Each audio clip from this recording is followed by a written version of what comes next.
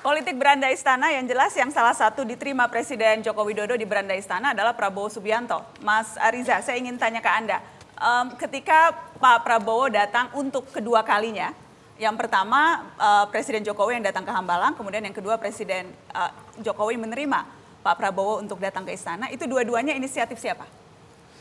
Iya, yang pertama memang inisiatif Pak Jokowi ya, karena dulu memang pernah berjanji 2 tahun yang lalu ingin datang ke Hambalang. Waktu itu langsung dijawab oleh Bapak Prabowo, tidak usah Pak, saya yang akan datang ke istana. Itulah sikap kenegarawan Pak Prabowo, dia menghargai posisi Pak Jokowi sebagai presiden, beliau yang akan hadir. Dan dibuktikan ketika itu dan dibalas ke Kertanegara.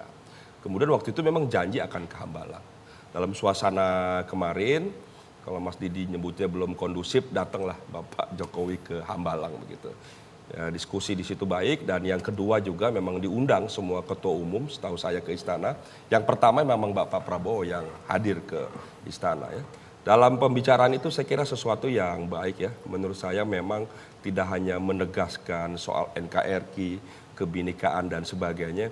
Saya kira Pak Jokowi ingin mempertegas dan memperjelas bahwa partai politik yang dipimpin oleh ketua umumnya situasinya kondusif dan lain sebagainya ya. Dalam suasana situ kita mengerti dan memahami, dan ada yang luar biasa di situ disampaikan oleh Bapak Prabowo bahwa Bapak Prabowo Gerindra akan mendukung Pak Jokowi dengan pemerintahannya sampai 2019. Kita akan dengarkan cuplikan pernyataan Prabowo Subianto di beranda istana.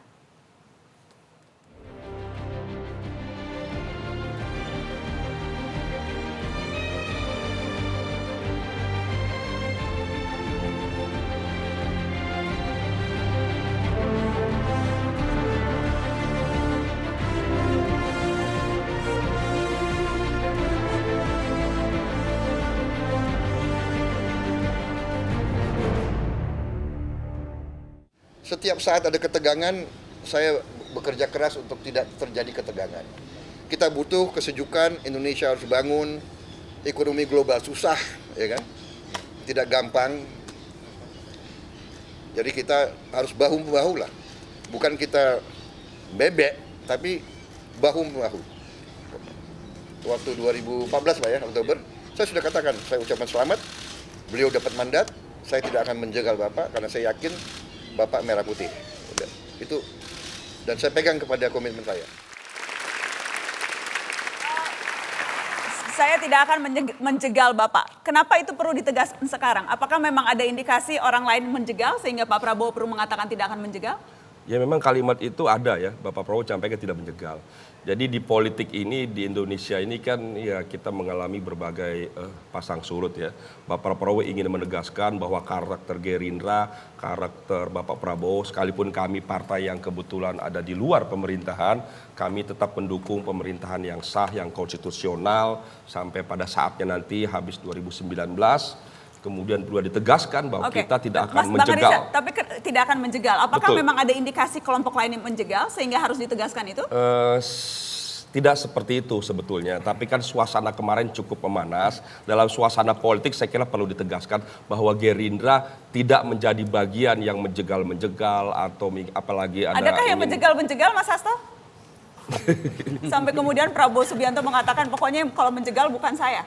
Ya namanya mengelola negara, itu kan presiden punya tugas melindungi segenap bangsa dan tumpah darah Indonesia. Sehingga sekecil apapun risiko politik itu harus disikapi dengan membuat dialog bersama, dan pernyataan dari Pak Prabowo tadi kan juga bagian dalam sistem demokrasi yang kita bangun. Bahwa dengan presiden dipilih secara langsung, maka ada kepastian bagi presiden untuk mendapat jabatan selama 5 tahun. Sehingga bagi yang ingin mencoba untuk bertindak inkonstitusional, Pak Prabowo memberikan fondamen yang kokoh.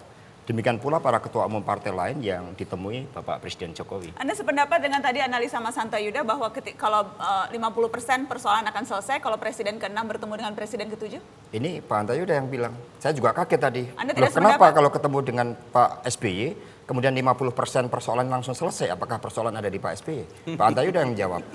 Mas Hanta, memangnya persoalan ada pada Pak SBY? Ya, menurut saya gini, saya melanjutkan tadi ya, pertemuan di istana tadi itu memberikan sebuah pesan ya. Ibarat saya ada bola yang ingin dipantulkan, itu pesan ke Pak SBY juga. Penting pertemuan itu.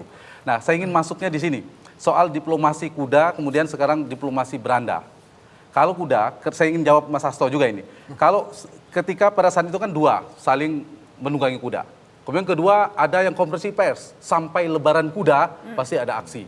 Catatan saya yang ketiga, kemudian betul-betul ada aksi besar di patung kuda, semua kumpul, ada kuda lagi. Yang keempat bilang ada aktor politik yang menunggangi. Kalau bicara menunggangi ini ada kaitan dengan kuda juga. Catatan saya lagi, yang kelima Pak Jokowi menemui ormas-ormas dikawal dengan barakuda kebetulan. Oke.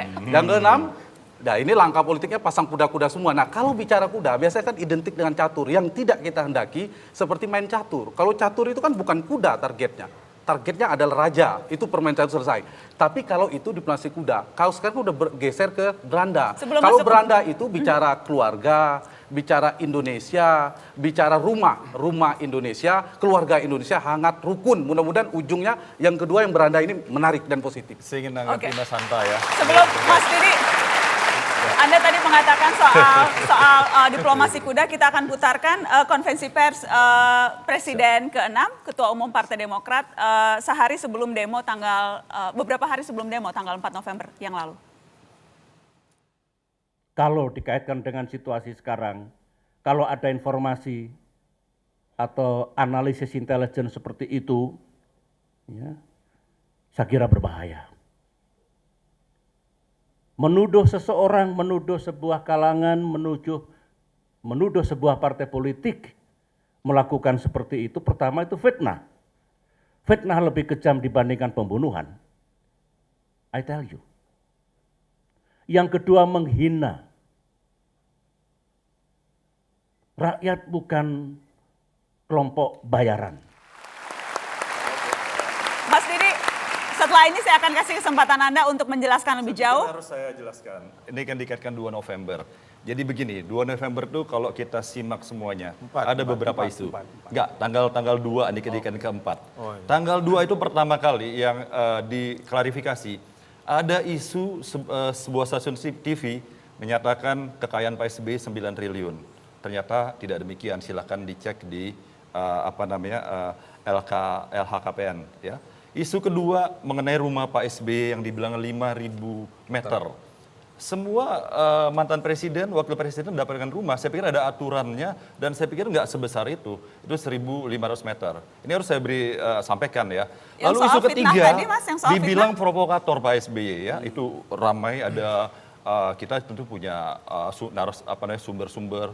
Nah ini saya pikir analisis intelijen yang terlalu jauh mengkaitkan isu 4 November dengan lalu dikatakan Pak SBY provokator. Nah sebelum ini ada beberapa pengamat ya kalau saya boleh sebut di sini, inilah yang membuat situasi menjadi kisru. Padahal itu kan aksi damai pada tanggal 4 ya, semua mengakui. Bukan saja berbagai kalangan hadir di sana. Jadi keluar pernyataan SBY soal fitnah dan sebagainya itu karena memang menerima informasi bahwa ada yang menuduh SBY lah yang berada di balik demo itu. Saya pikir wajar ya seorang presiden ke-6 ya ketika ada fitnah-fitnah lalu meluruskan ya soal tadi 9 triliun ya kekayaan Pak SBY, silakan dicek. Itu sangat wajar untuk meluruskan. Lalu isu rumah yang 5.000 meter seolah-olah lebih dari yang soal lain. Demo? Soal demo juga itu fitnah juga saya kira ya. Baik. Jadi sangat wajar seorang presiden ya. Tapi yang membuat situasi jadi panas ada orang-orang macam Boni Hargen ya, mungkin Syamsuddin Haris yang demikian masifnya di sosial media itu menuduh bahwa aksi damai tanggal 4 dikatakan dari uang korupsi 10 tahun dan digunakan untuk melakukan aksi kotor. Kita akan break, setelah ini saya akan minta tanggapan dari yang lain. Tetaplah di Mata Najwa.